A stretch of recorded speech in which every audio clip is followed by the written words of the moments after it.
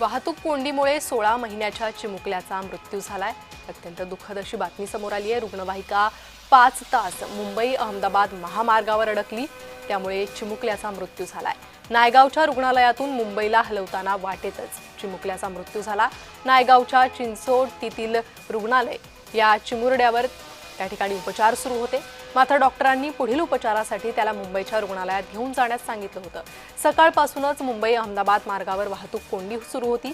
संध्याकाळनंतर ही वाहतूक कोंडी मोठ्या प्रमाणात वाढली।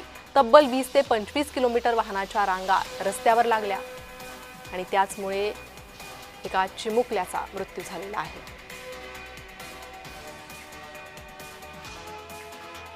मुळात म्हणजे हे नियोजन करण्यामध्ये ट्रॅफिक डिपार्टमेंट सबसेल फेल गेलेलं आहे। कारण त्यांनी वर्सोवा ब्रिज इथे पूर्ण वाहतूक थांबवून ही वाहतूक कोंडी करण्याचा अट्टास धरला असं समजामध्ये येते। ही वाहतूक कोंडीमध्ये एक 1.5 ते 2 वर्षाचा मुलगा आज मृत्युमुखी पावलाय, कारण तो गॅलेक्सी हॉस्पिटल वसई इथून मुंबईला उपचारासाठी जात होता आणि वेळेवर हॉस्पिटलमध्ये न पोहोचल्याने 3 ते 4 तास हा वाहतूक कोंडीमध्ये अडकल्याने ससूनगर गावात इथे डॉक्टरकडे तपासण्यात आल्यानंतर हा हालचाल न करण्यास समजले आणि हा मृत्युमुखी पावला असं प्राधान्य दिसलेलं